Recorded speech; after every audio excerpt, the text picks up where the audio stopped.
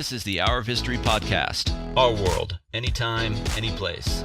And now from the Hour of History studio in Philadelphia, Pennsylvania, your Hour of History starts right now. Hello and welcome to Hour of History podcast. Today we have Chris Fite. We're talking about herbs. I bet you didn't think that was going to happen on Hour of History, but here we are. So hello Matthias, hello Chris. How you doing? Doing well. Happy to be here. How are you, Matthias? I'm good. I'm ready. I'm pumped. How many times, Matthias, in your historical career have you come across herbs? I mean, I did read a book about like the history of weed once, but they're really zero, right? I don't know. Especially when I do like Eastern Europe, it's all like heavy political, diplomatic stuff, like wars, statesmen, great men. But yeah, no one talks about like, well, what are the plants? What are people actually interacting with? So it's a much needed intervention, Chris. I would say, to use the historical jingoism there. I'm thinking of like my research as well, and I've studied these humanitarians who are farmers. Yeah, but what are they farming? Do you know? No, they never actually talk. That's kind of important. They're like, yeah, we went out and farmed, and then they, that's it. They don't give me specifics. Yeah, which is I imagine they farm all kind of things, but I've read a lot about like coffee and things like that. So that's getting into this. So, describing the berry and the different processes of drying and things like that. That's like almost herb history. Is that fair to say? Yeah. I call it vegetal history.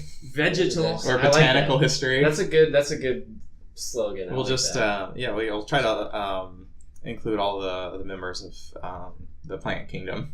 So how does one get into vegetal history? That's a wonderful question. Through the succession of graduate seminars that we all take in our education, and all these like seminar papers that we start to accumulate, and then we start to find odd connections between them.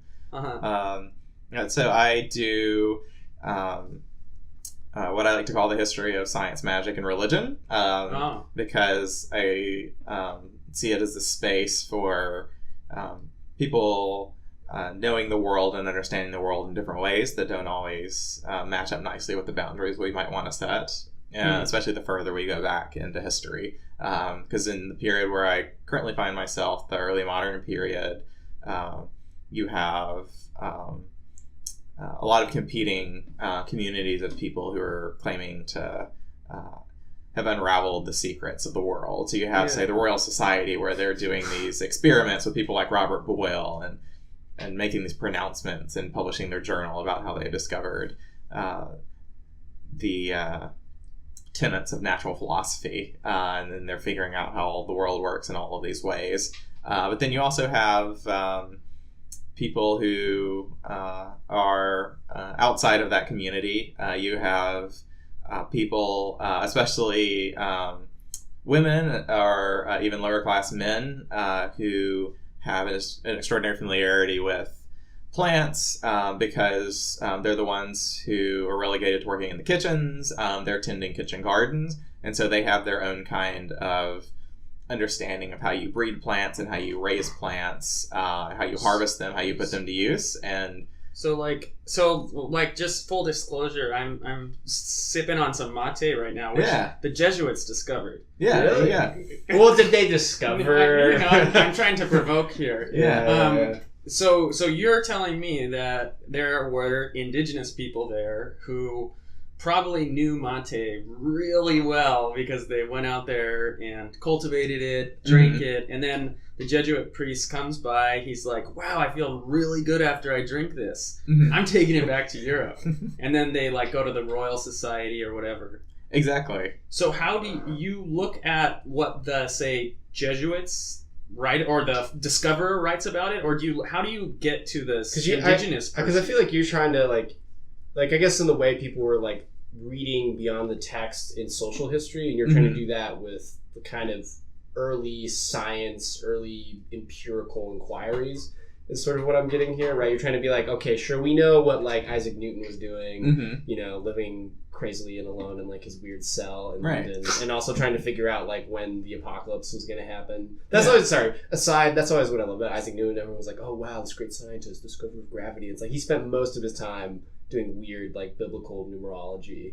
Yeah, which you is can also actually go over to Penn and they have one of his alchemical textbooks with his handwritten annotations in the margins. Oh, that's awesome. Yeah, it's great. Yeah, and so I feel like that's also kind of part of what you're saying, but you're trying to figure out like what are actual people, boots on the ground, interacting with like actual material. What are they thinking about the world? Exactly. That's why I love studying plants in history, because plants are something that are ubiquitous in their cultivation and use in human society, and so we have all these different ways of understanding plants, of using plants, and they challenge the kinds of boundaries that have historically been set up among different, what we call in history science like knowledge communities. So these groups that have defined themselves as having certain objects of study and certain ways of studying them and certain ways of documenting their discoveries.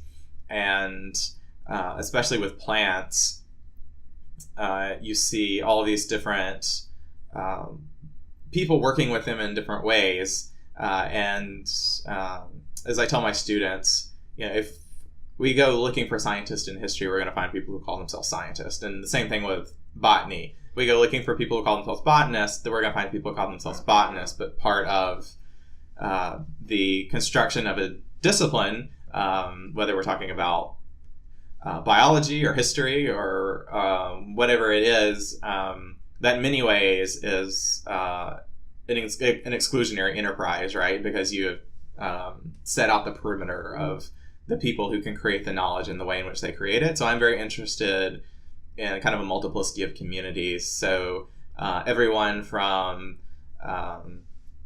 early modern medicine and pharmacy to early modern agriculture and horticulture to what we might consider alternative medicines. And Matthias is currently holding up the Shoes and the Worms, which is, this is precisely the kind of work that I think is so interesting. It's finding these like malcontents of modernity, I call them, because they don't fit squarely into this. Well, the nice linear model of like, Reformation, empirical inquiry, growing secularism, experiments, Enlightenment, science. Yeah, so exactly. Which is not like it's not that like Matthias, you lay it out pretty straight up there. Can you place yourself in that, like where early modern, medieval, like what are those are just like big words. Yeah. What does that actually mean? Like who are you studying? Yeah, exactly. So we as historians we like to set out these like periodizations and then we look at them again and we see perhaps they're not like all as neat and self-evident as we think. So I more or less place myself at the current moment, which this is a project that is coalescing as we speak. But in first of all, this period where we're moving from what we've traditionally called the medieval to the early modern, where we find a lot of continuities instead of disruptions. So what years are those?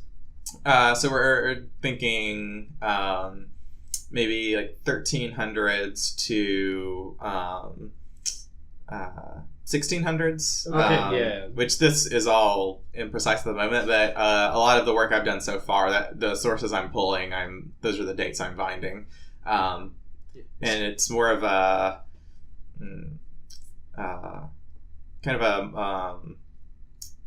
a multitude of different kinds of changes that don't follow this sort of triumphal model of the discovery of empirical science. Yeah. Right. So what is the situation in the time period? Like there's universities that exist. Mm-hmm. There's Royal Society. Mm-hmm. But their function though is very different, because the university, as far as I understand it, of this period is theology. Mm-hmm. Like you're learning about God and religion, and it's prepping you for a kind of career in the church, at least in Europe, right? And so it's not like an empirical kind of, you're going to learn a discipline. I mean, that doesn't come out until like the 19th century.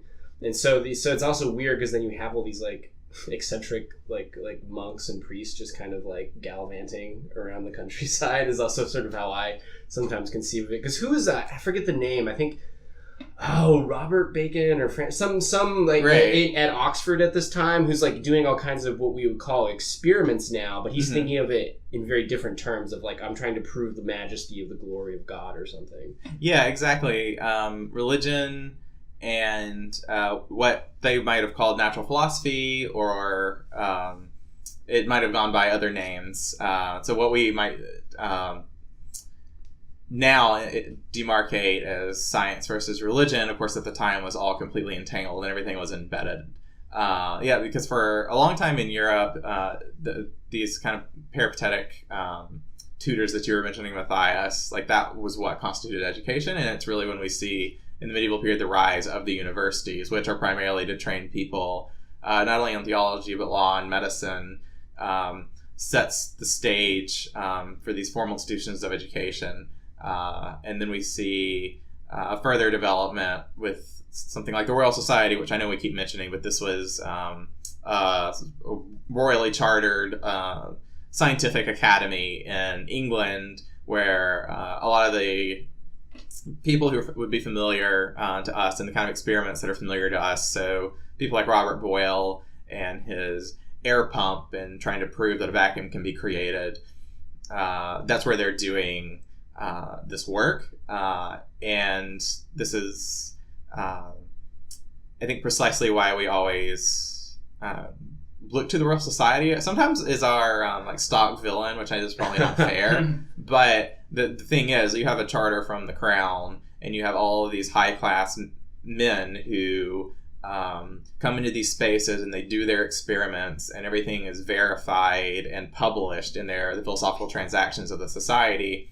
And so there's a lot of influential work in our field by people like Simon Schaefer and Steve Chapin, who wrote this book called Leviathan and the Air Pump, which I suppose could be our recommended reading for the day, where they look at these questions of authority by two figures in particular. So Robert Boyle, who's doing a lot of these experiments, and then Thomas Hobbes, who is challenging Robert Boyle, because at stake with knowledge is power, right? So Francis Bacon, and knowledge is power, right?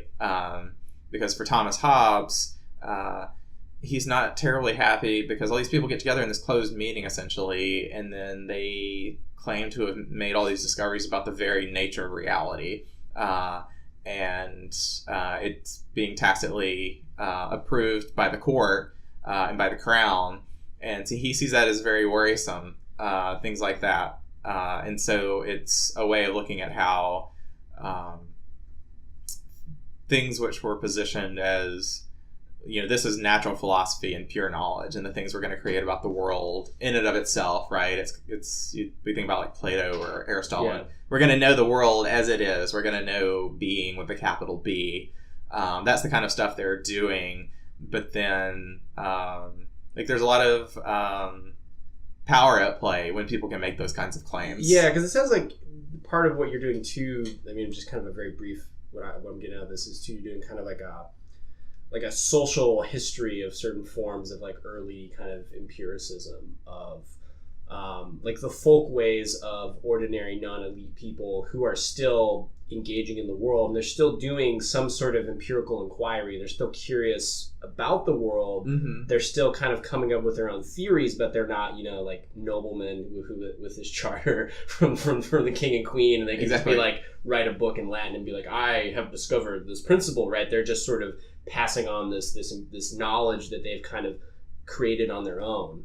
Yeah, exactly. Because in history of science, at least as I'm interested in doing it and as I try to practice it, I think, again, of like science, magic, religion, all of these boxes that we've created for how we classify knowledge and then how we look back in history. And these things are all interwoven in all sorts of ways that really defy any simple narrative. And so people in my field, there's been a lot of work on sort of deconstructing this traditional idea of the great men of science and the scientific revolution, of think about scientific revolutions and all the different ways in which people are producing knowledge about the world and trying to understand the world, and often in ways that are holdovers from what we call the Middle Ages. even as they're looking ahead to what we call the early modern period. And that's been one of the problems, is how we try to make this clean break between these different periods, but we see all of this holdover, and we see like things like scholastic thought. It doesn't just die when the Middle Ages supposedly ends. Things like that, those things continue to have an influence. And then even in the Middle Ages, people are doing kinds of work that we might consider closer to these empirical trials of the early modern period and the various societies that have been created in Europe. And that is why I have dug down into the soil, so to speak, to study plants, because for we could say at least 10,000 years since the Neolithic Revolution, people have been cultivating plants, and people of all types have had an extraordinary familiarity with plants and using them all for their different purposes. So we can think about everything from plants for consumption, plants for medicine, plants for making things like clothing. And so we have this, what I see as like a fascinating and wonderful multiplicity of little knowledge communities of people who know plants in different ways. And I'm trying to open up maybe what we can think about as the history of botany and gardening, if we're not just looking for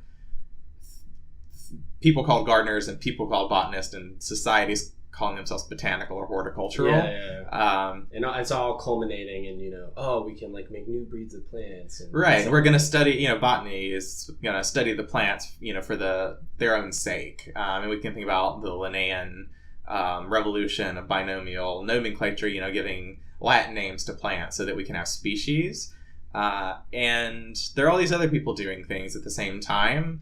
And I think that's what's important, because if you talk to people even in the present day who garden themselves or who are very much interested in all kinds of alternative medicines that are distinct from what we consider like Western biomedicine, like they have their own practices, their own kinds of expertise, and they're using things in their own ways.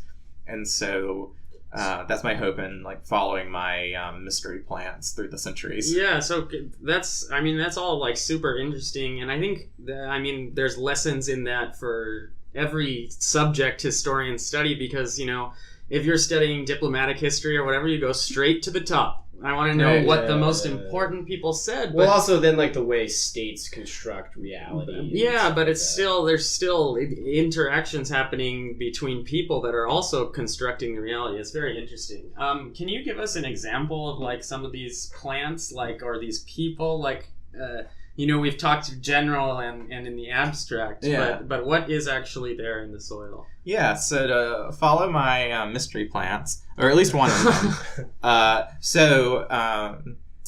there are these books called herbals that date from,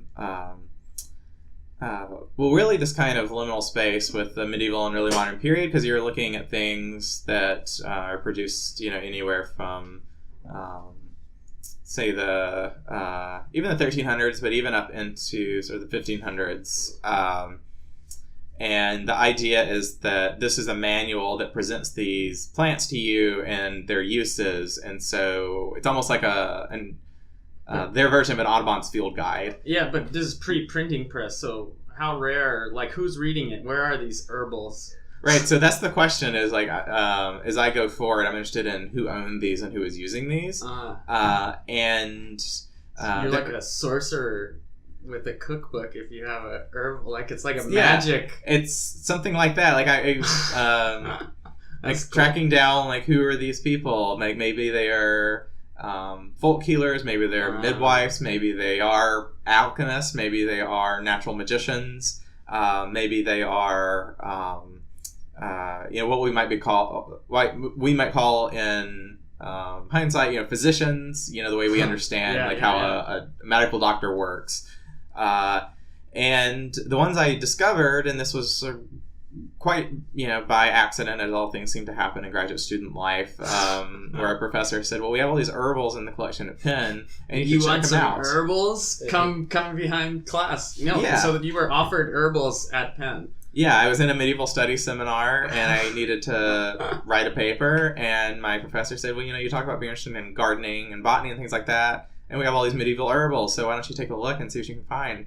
Cool. And so I start looking at them, and they're quite bizarre illustrations, because... are they plants that actually exist, or are they sorry. You can check some of them out at hourofhistory.com, and I think they're also we'll link to the UPenn. I can give you the links, because they've been digitized, and so they're available for viewing through Penn Libraries. Have you just lost yourself for days at a time just going through these bizarre images? Pretty much, you just go down a hole, because you start looking at the ones in this book, but then you're wanting to find others with similar illustrations, and so I'm finding lots of different herbals that are using the same kind of stylized illustrations. And so to give one example, there's this one plant, and all the leaves and the roots are made out of little human faces.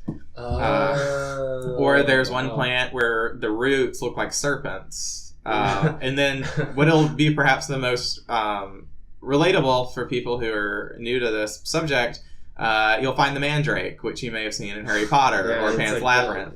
And it's the So what is a Mandrake?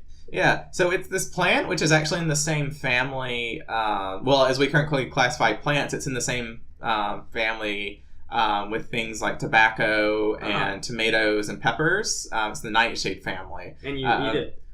You can use it for various medicinal uses. So often they would be used for pain relief or anesthetic properties. And it was one of many plants that had these medicinal uses. And so there was a kind of lore that developed around the Mandrake, and you find sort of different parts in different places. There's not necessarily a coherent body of mythology, but if people sort of assembled these different things that were said about the Mandrake, maybe your sort of composite idea about it is, so it has a growth above ground, and then under it is, it'd be like pulling carrots or something, but it can look sort of like a little person, like a homunculus. And that's what they scream in Harry Potter. Yeah, and so this lore, in many places it was thought if you pull them out of the ground, they're going to scream, and it'll drive you mad. And so in some places the instructions were given where you would tie a rope around the top part, and then you would attach it to a dog, and the harvester would muffle his or her ears while the dog pulled the Mandrake out and screamed.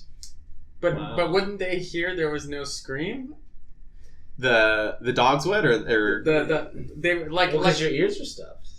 I mean, but at some point, someone forgot to stuff his ears, and he's like, "Wait a tick." Yeah, it's maybe these people lost to history who first figured out that certain things are poisonous. They're and they just you do not. You always wonder who was the first person to eat that mushroom that was poisonous. And it's obviously we'll never know. And then you learn, and then it could be used for various medicinal purposes, and it's very famous. You see a lot of illustrations, and often they're pictured as full-sized humans. And so if you think about what the Madrakes look like in, say, Harry Potter, they're almost these little shrunken people. Mm-hmm. Well, these are full size, and they actually look like traditional depictions of, say, Adam and Eve or Jesus.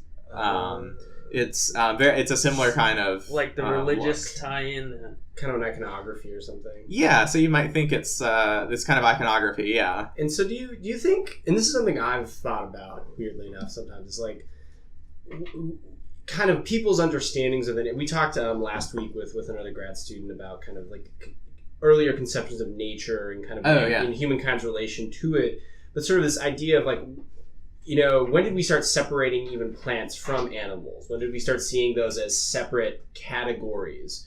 And then also, so what was our attitude towards, are animals sentient or not? Yeah. Are plants sentient or not? Do they think? Especially if they're anthropomorphized. Yeah, and so it sounds like a lot of your research is also kind of in that zone of people are starting to think about nature in different ways, but it's still what we would think of as kind of a mess or kind of muddled, right? Where people are can animals and plants breed together? We don't know. Are they separate? Can they like form like chimeras? Like, do plants think? It seems like kind of this moment where people are really starting to be like, well, yeah, what are these weird plants and where do they come from and how do they, like, can we talk to a tree? Even though that sounds foolish to us, like somebody had to have thought that thing. No, I tell trees all my secrets. I run into the forest. They are they're giant, they are living organisms, but like, I don't know. There's like a new anthropologist, another tangent. Have you ever hugged a tree, Matthias? I think I have. I work for the Forest Service. I don't know. But, sorry. Lowers your blood pressure. But we're coming out. So do they have sentience? Well, see, this is the thing is you have these traditional classifications, right? And this is something that's especially of interest in history of science is the history of classification and how people have named things and put them in different places and thought they served different purposes. And so you think about, say, ancient Greek philosophers and ideas about plants, animals, and minerals. And then you carry it all the way forward, and then you have Linnaeus, who we learn about in high school or perhaps earlier. For those of us who didn't go to high school, who's Linnaeus? So he was a Swedish botanist who pioneered this system of taxonomy of giving binomial Latin names to every organism. So what we think about is like the genus name and the species name.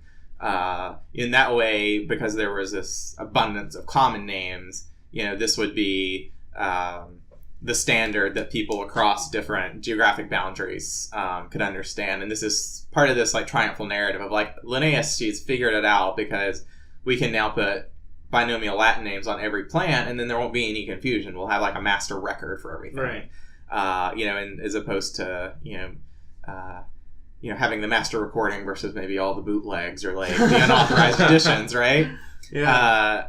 Which in itself, it like places a lot of determination in the hands of people who are calling themselves botanists and who have the social status to be a botanist and to name a thing because they know Latin. And who is that? It's the landowning, like who is a botanist? Well, we're seeing like this rise of people who are interested in studying plants for a living, often coming from independent wealth. And we can even think about people who are more familiar to us, like Charles Darwin even, who did a lot of botanical work for which he's maybe not as well known. But yeah, people of means are able to undertake these scientific investigations, and the idea is this is being done for the like the good of knowledge, right? And something we see in history of science is these universal claims to knowledge. It's supposed to benefit everyone, but then we see perhaps it benefits certain people in certain ways and doesn't benefit other people in other ways because we'll see more and more as we get closer to the present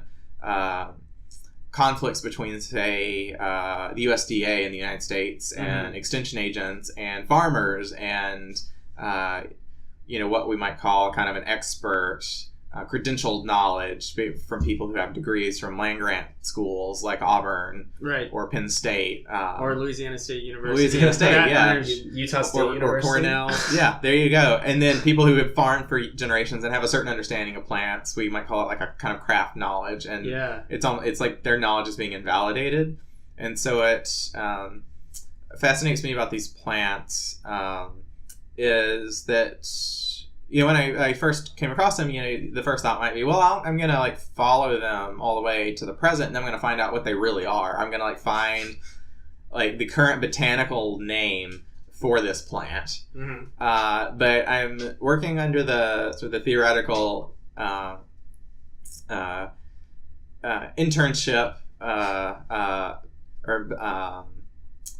internship's not the word, kind of the scholarly influence of one of my professors at Penn, Projit Mukherjee, who has this article, and I guess we can post it as a further reading, and he talks about what he calls retrobotanizing and this obsession with taking plants we find in history and trying to pin them to one particular plant.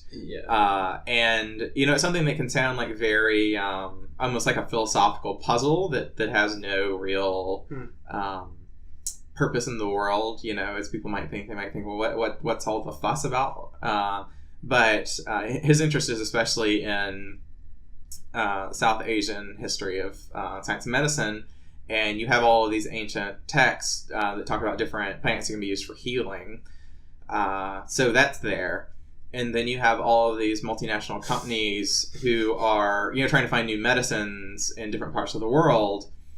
And they have these patents on these medicines. And, it's a particular point of contention in places like India, where the Indian government is not happy about what they feel like they would see as like their natural gifts are being taken from them. Because... Shocking. Right? Shocking. They call it, so the term is biopiracy. Biopiracy. Oh, wow. And well, that's like Monsanto, right? That's kind of... Those kinds of things. I mean, that's more like agricultural, but, big pharma. Same thing. They're all this... it's sort of like there's certain knowledges, and there's a great book called Bitter Roots, and I suppose we can link to that as well, where... You got a lot of the books. I'm giving you a whole reading list, where... Bina Deve Oseosare, who's a historian currently at UT, followed these different alkaloid plants in Africa, and she looked at how they were used commonly by all these people in different parts of the continent.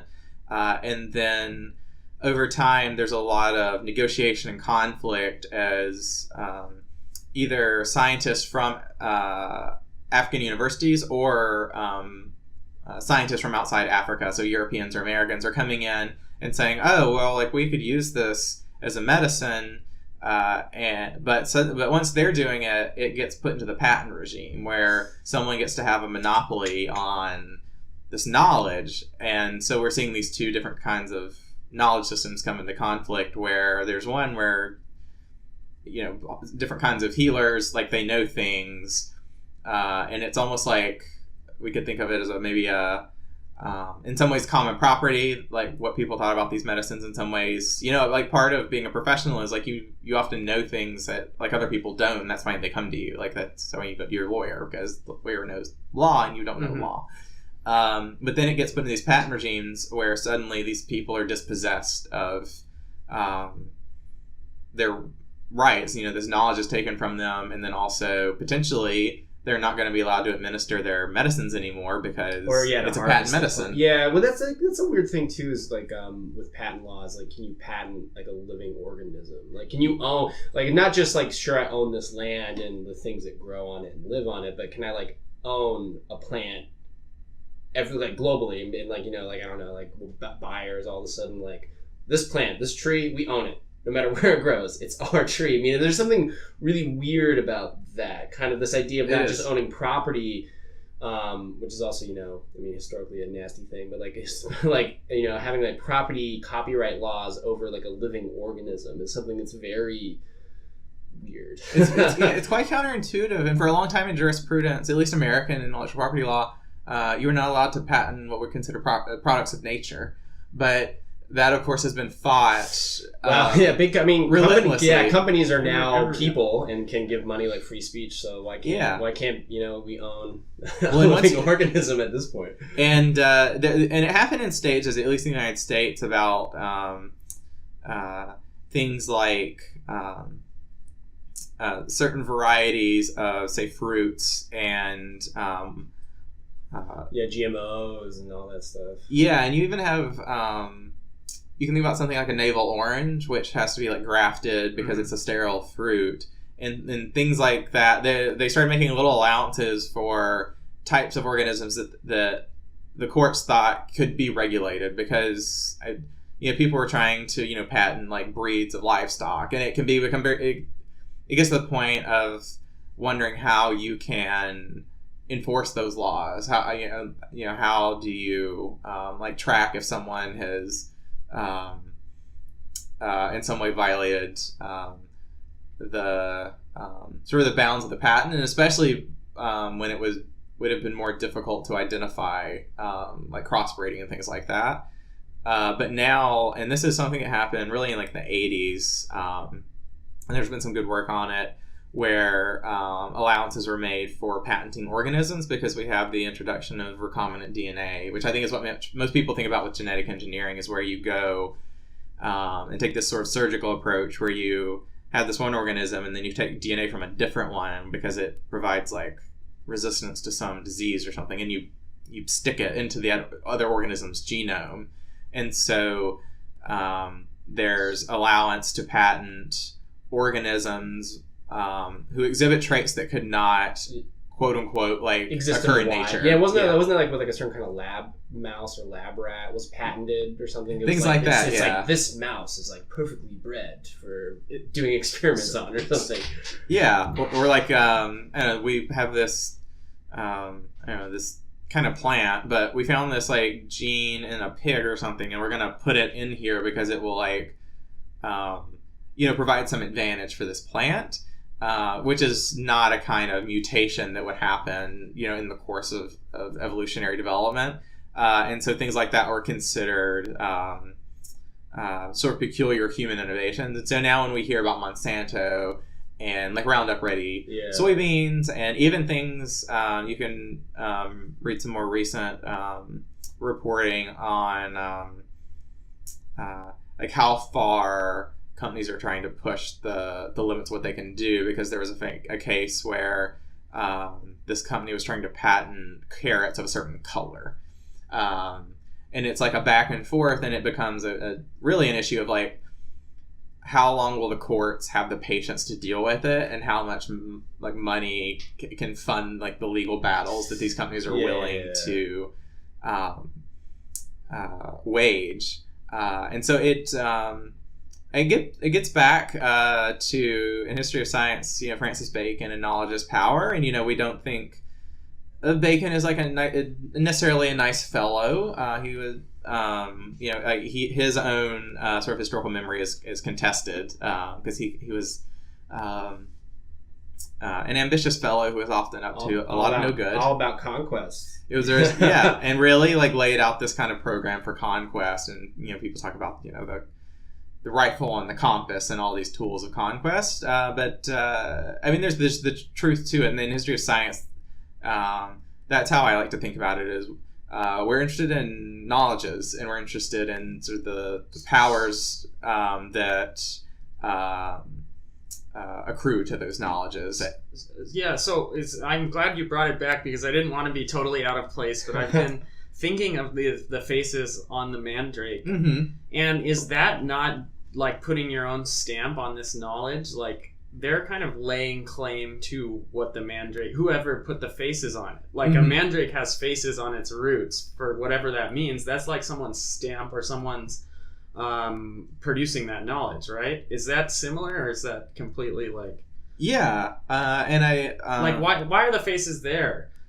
And that's the great question, and that's what has like set me off on this whole journey, which could be quixotic and could result in a dissertation. Who knows? But yeah, maybe a book and a multi-million-dollar movie deal. Perhaps. I mean, people they do love monsters, and the monstrous vegetal is quite fascinating. Killer plants, or a children's book. Yeah, well, I think it's interesting too. But the face is Matthias. Well, it's something like that, like kind of riffing off this, like because what I think about when I hear kind of the point you made earlier, Chris, about like historians now going into the past and being like, what were they talking about with this plant? Yeah. And yet there's so many things in like, well, like obviously in historical documents, like they don't have, it doesn't work that way. Like I think of particularly like Marco Polo's account of his travels, to China. Mm-hmm. And some of it is like the fictional account.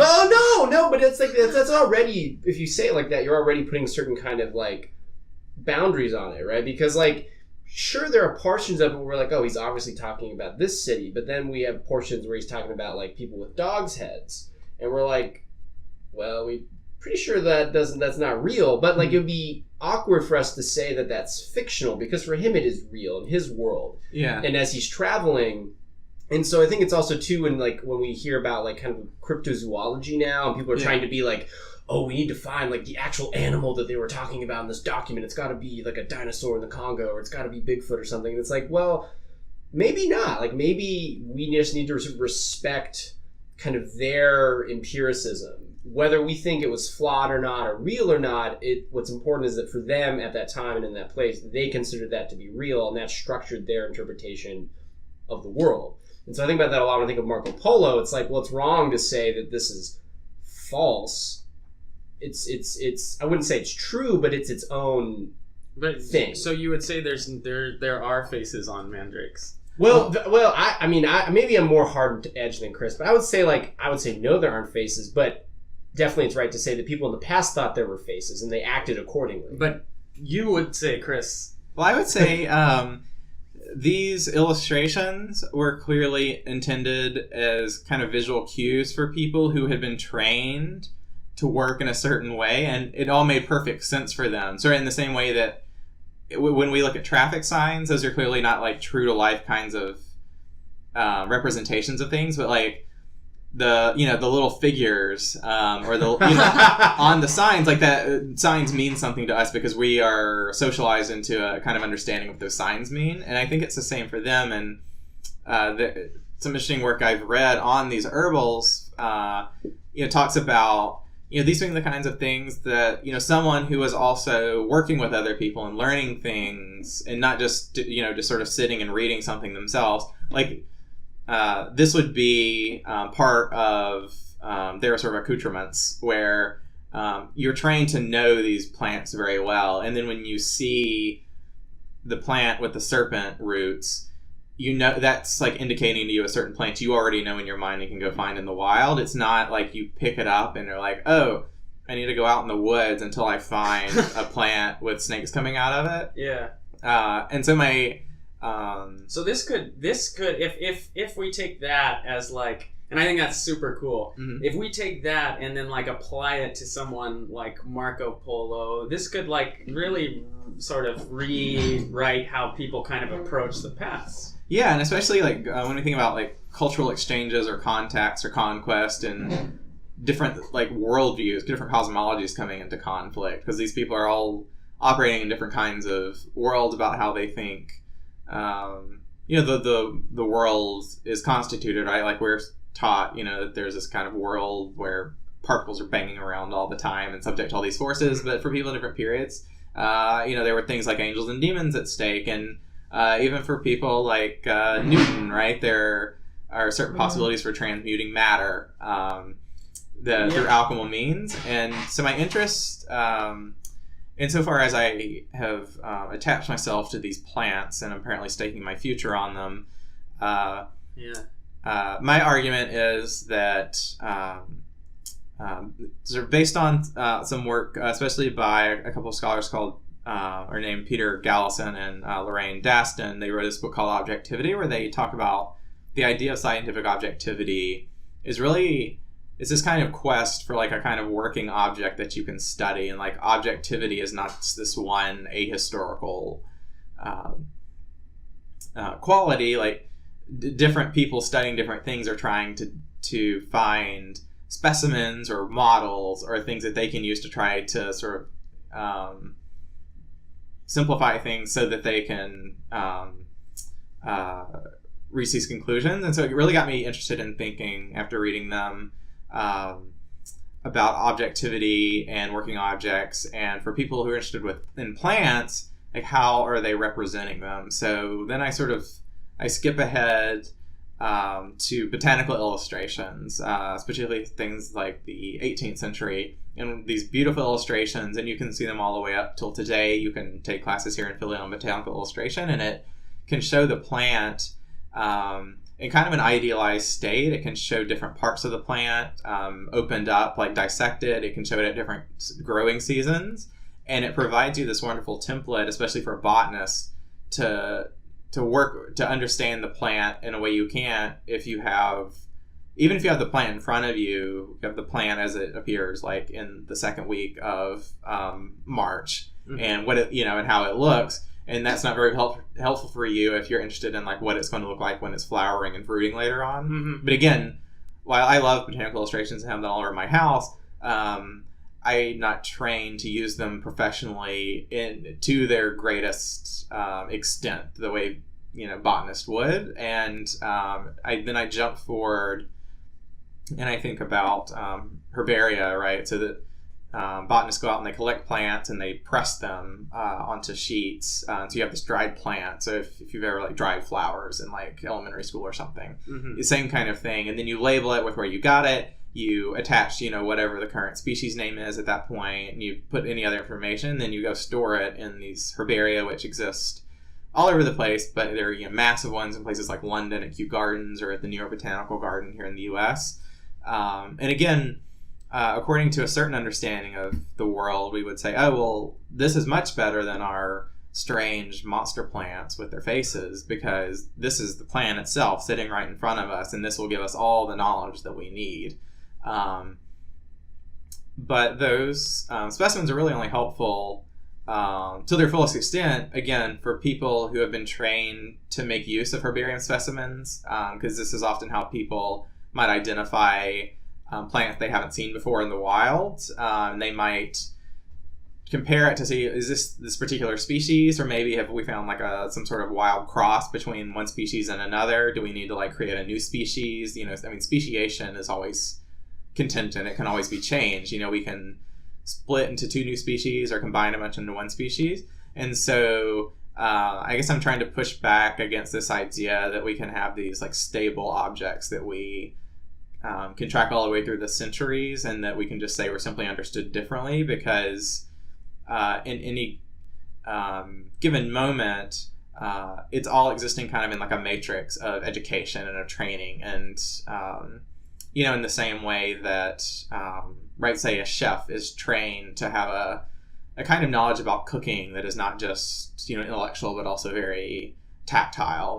Like that's why we love people who are wonderful chefs, or who like make musical instruments, or who do woodworking, or who are brewers, or who are wine connoisseurs. The sommeliers. It's like, because they have a kind of knowledge that's bound up in all sorts of like senses and intellect. That's like what made me really angry as a teacher, because you're given a format to teach. Like, the knowledge that the students have is wildly different from student to student, and the way in which they learn. And so like our system of having 30 people in a classroom or whatever, like, and then one classroom I would have, every kid would be from Dominican Republic, and the other classroom every kid would be from Brooklyn. They're gonna learn totally different. They're gonna bring knowledge, totally different knowledge bases in, like, and each student is different. And so when I hear you say this, like comparing you called it herbia, like herbaria, herbaria, see, I don't even know,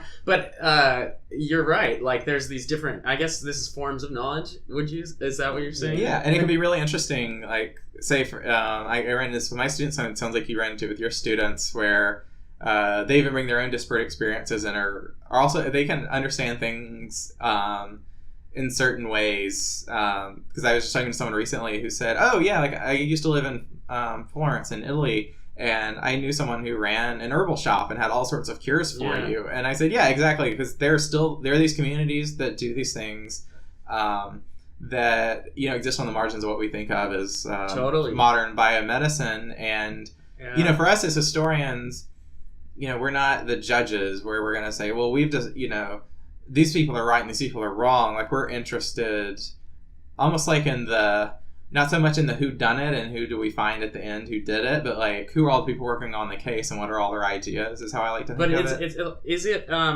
I mean, it's easier now because of like global connections, I think, are a little stronger, but that's like a never-ending quest. You're never gonna, I mean, there's so many herbs out there, like, or so many plants, like how would you ever know the different paths up the mountain? That's true. And I think something I was thinking while you guys were talking is, it's interesting how you still have, in two kind of big domains of science, you still have kind of large groups of what I guess we would call amateurs or enthusiasts that still make like big discoveries, or what we would term discoveries, in terms of like astronomy, birding, birding and botany. Okay, I'll add birding too. But like, what I mean is, it's interesting where, does like somebody who goes out in the woods every night, or like every once in a while, and like goes hunting for like new leaves to press, are they looking for birds? Or someone who goes out like Steve, who's in like is just peering through the through the telescope, citizen scientist. Yeah, or that's what we would. That's like the hip neoliberal term, citizen scientist. Or like if you're like some like astronomy enthusiast who has like a nice telescope you saved up for a long time and bought. And people still make discoveries. People like that. There's somebody will be like, I just found this crazy planet. And everyone's like, oh, we never knew about that. What about the kid who found the Mayan ruins on Google Earth? Yeah. About that? And so I think it's interesting how there's like still kind of, in some ways, kind of this folk way of knowledge. I mean, it's obviously different now. Still people, and it's interesting to me, right, how kind of the cosmos and like the most lived thing, like the closest thing you can get to, like plants, can still, both of these extremes of what we might think of like the universe are still open to, I guess, how would you put it, like non-hyper restricted and structured forms of understanding them, because they're so ever present. You can just observe and still come to your own conclusions about it. Yeah, exactly. And this is like more in religious language, but I always like to say, like you need heresy to divine orthodoxy, right? Oh, that's a good one. That's a good one. Like, you need heresy to define orthodoxy. Because why do you need to define an orthodoxy? It's because you have all these people who don't agree, and you need to deem them heretics. And so that's why I always talk about these malcontents of modernity I want to study, and I'm sure I'm perpetually confusing my students, because I'm like, we're going to end the semester not knowing what science is. No. But they just want answers. Yeah, and I'm like, and exactly, and it's often the answer isn't the point. And I think going back to this article by Perjit, so he's very interested in these Ayurvedic texts that mention these plants, and then people have tried to,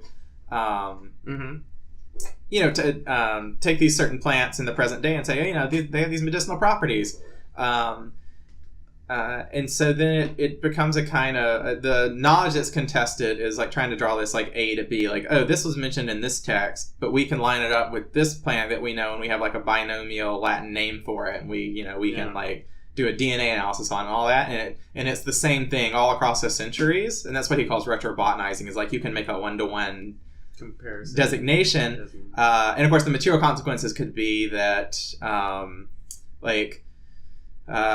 the Indian government could break a patent by saying, if this plant is the same one you're using, then that's prior art, and that breaks your patent, because it was already being used for these particular reasons a long time ago. So when you come in and try to get a monopoly on it, then we can invalidate it, and we can bust it, and we can negotiate a deal or whatever. And in the Bitter Roots book I mentioned as well, it's a similar process of at all levels, the ways people are understanding plants, it's always this process of negotiation. It can be a process of betrayal, of understandings of who's benefiting and how. And that's what interested me in this nascent project I have of following the strange plants from the herbals. Is I want to follow them through history and look at how people have thought about them and how they've tried to identify them. Because I think that's really where the story is, not in kind of an A to B of number one, this weird plant I found with faces on it. Well, I'm going to follow it all the way through the archives and find out it's actually this plant.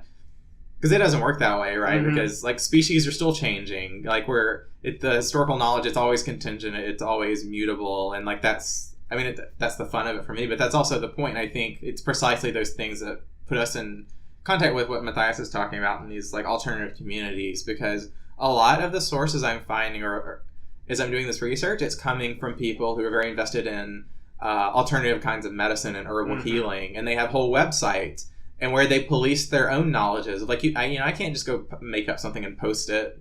People will say this guy's a phony. Yeah, you're a phony, and it's just they don't have peer-reviewed journals, but they still have a self-policing community. Yeah. I have a background in museums, and a lot of times I was relying a lot on communities of collectors when I'm trying to do object research, because it's those are some of the best museums. It's great, and I have this old radio, and I'm I have no idea, but then I go and there's the Radio Collectors of America or whatever, and it's and they know precisely. They're oh, I can look at this thing and I can tell you exactly everything about it. I had to do object research on a Monopoly game one time, and you can go and I could find out exactly what year that Monopoly game came out, because I could track that they'd made one tiny little change in the instruction manual. And I'm that's its own kind of community, and I appreciate it. And even some of the translations I was getting from these Italian herbals that I couldn't read because I don't know Italian, were coming from these sort of amateur paleographers. And I guess it's a whole other thing, but you may know about the Voynich manuscript. Oh, yeah, I wanted to mention that. Yeah, so it's this manuscript written in this, I don't know if we call it a language or a code, but people have not been able to decipher it in any meaningful way for centuries, but it has these wonderful illustrations, and it's almost like this Gordian knot, this thing that can't be solved. but I'm precisely interested in the fact that there are so many people who are interested in trying to break the code. And there, you can go on like Voynich Ninja, which is a website, and they have little sections about like, the whole thing. This is our paleography section. This is our like codicology section. This is our whatever section. And they're not operating according to the dictates of the academy. And I'm not trying to say one's right and one's wrong, but it's like, they're policing their own kinds of knowledges, just in the same way that, say, in early modern England, when people circulated recipes, there's a scholar, Wendy Wall, who's followed them, and she said they even used kinds of scientific notation, like QED, and like the thus it is proved. Yeah. And so because these are people who they're working in the kitchen, they're probably working with the plants from their kitchen garden, and they're trying these recipes, and, they're trying to accumulate this basis of knowledge in these recipe books, and they circulate them, and they use their own notations to say this was tried and proven and this was tried and it didn't work out. And my favorite, perhaps, quotation of all time came from Sor Juana Inés de la Cruz, who was a Hieronymite nun in 17th century Mexico City. And she had written this critique of this Jesuit priest. And so then she was called out by this archbishop, and he wrote her this open letter where he like pretended that he was a woman who was a poet, and he was criticizing her, but as though he were a woman, and because it in this like snarky way. And so she, being like wonderful, like wrote back to the fake woman poet, and was like, knowing it was the archbishop, was like, well, Sor Filatella, as a fellow woman, such and such. And she has this one line where she says, well, you know what, if Aristotle had cooked more, maybe he would have written more, because it was saying like, maybe if people were paying attention to these other kinds of activities, because she also talks about like just these little games that she would play, but then they would like try to measure how a top would spin, or she would contemplate like optical illusions by looking when she was in the convent where she lived. She would look at like the way the long ceilings appeared to her, and the vanishing horizon. Yeah. And she was like doing all of these things like with other women in like a very playful way, but in a way that was just as serious as what these so-called scientists were doing. Well, it's interesting is I like to mention Aristotle, because, and this is something that I always kind of trips me up, just because conceptually it's so crazy to me, is how the works of Aristotle and Ptolemy were canon for like over 1,000 years in most of what we would think of as like the Western educated worlds, like Europe and the Middle East, kind of the Muslim world as well. And it's really amazing to me, because in a way then it kind of sets up that what these people are doing is a kind of rebellion in some ways, because they're really pushing back against what people have said is this is just the way the world is. This is accepting knowledge. We know these taxonomies, we know this form of logic, and we know that Ptolemy says XYZ about like the human body, so boom. And they're the first people saying, well, what if it's not actually the case? And it's just really fascinating to me that you could have kind of a knowledge, I don't know what you call like a knowledge regime like that could last for so long. And everyone just buys it. No one is really questioning it. You just read Aristotle and Ptolemy, and you're like, okay, you're a physician now, or you're like an educated person. And then it's only sort of these weirdos and kind of this time period you're talking about that start to be like, well, wait a second, I don't really buy what they're saying, or like I have my own knowledge that contradicts that. So in a way, it's not just that you're doing kind of a social history, but you're doing kind of, I don't know, like a knowledge revolution or something like that, or kind of. I think that sums it up pretty well. It's a knowledge revolution, and that's why you listen to weirdos like us on Hour of History.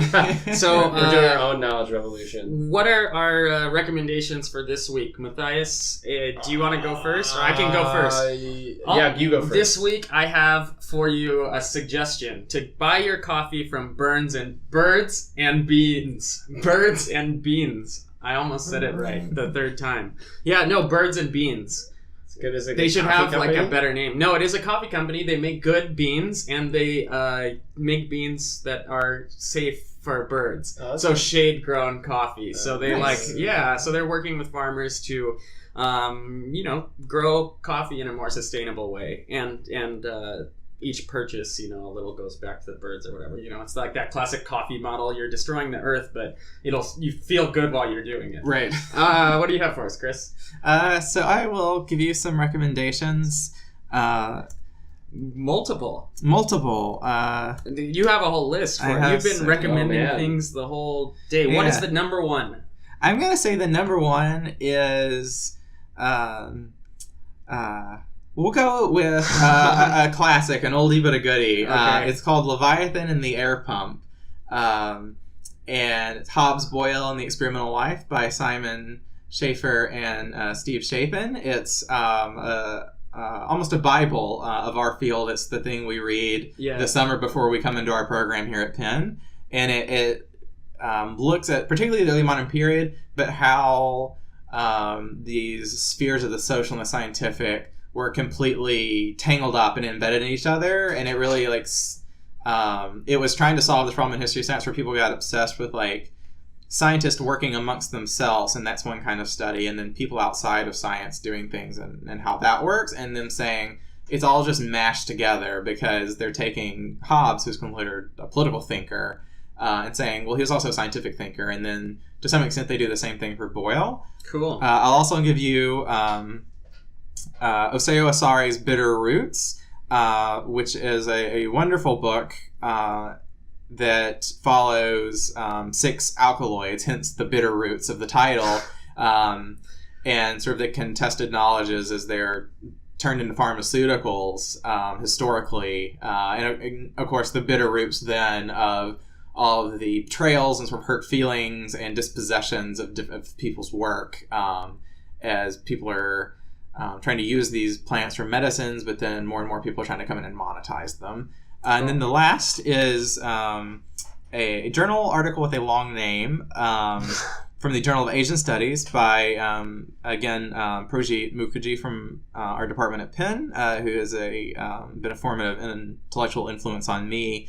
And it's called, I'll just give you the subtitle, Retrobotanizing Embedded Traditions and Multiple Historicities of Plants in Colonial Bengal. And that's from 2014, and that's where he really sets out this argument. So if you're familiar with retrodiagnosis in history of medicine, where people try to tack on modern definitions of disease to historical actors, say, oh, well, they really had tuberculosis, but they just didn't call it that because they didn't know what it was, as though that solves any historical question for us. And he's saying the same thing happens with plants and the way we try to follow them like they're stable objects, and then getting into this question of not only sort of intellectual stakes, but also very material stakes of